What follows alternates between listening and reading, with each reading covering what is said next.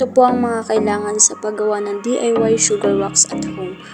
Ang ginamit ko po dyan is orange dahil ayun lang po yung available, and white sugar 1/4. Next step po is kinuha ko na dyan yung juice ng orange. And kung meron naman po kayong lemon, kalamansi, pwede naman po yun. Kung ayun po yung available na sa bahay nyo. And piniga-piga ko lang po yan hanggang sa, ayan, nakuha ko na po yung juice. Mas maganda po kung hahaluan natin ng mahabang pasensya. Siyempre po yung pagmamahal, charis. Kailangan po natin yun para po maganda yung kalabasan ng ating DIY wax. Next step po is paghahaluin na natin yung orange juice and white sugar. Dahan-dahan lang para hindi ka masaktan, charis. Para hindi matapon syempre.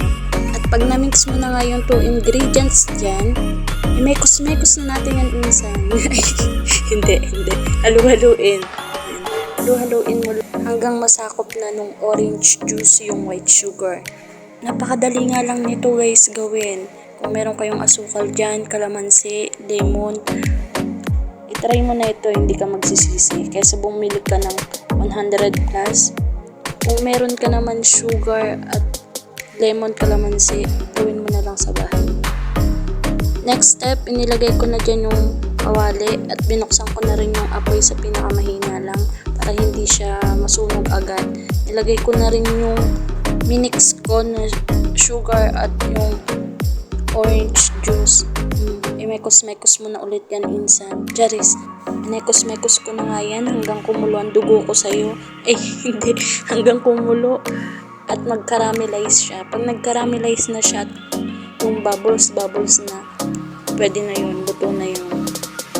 Tapos haunin mo na at i-apply mo na agad ito sa iyong kilikili. Hindi.